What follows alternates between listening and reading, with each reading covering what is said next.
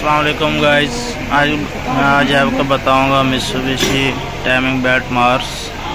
और आप देख रहे हैं कि मैंने इसका बैलेंसिंग बेल्ट नहीं लगाया और इसका बैलेंसिंग में थोड़ा मसला है, तो मैंने इसका बेल्ट निकाल दिया। इससे निकालने से कोई मुश्किल नहीं है।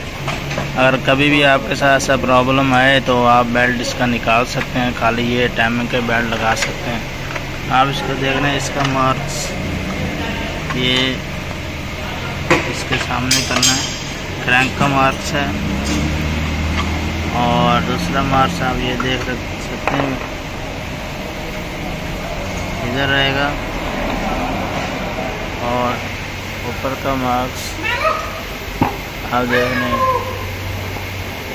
ये बिल्कुल इसके सामने आएगा। ठीक है, और आप देख रहे हैं इसके इंजन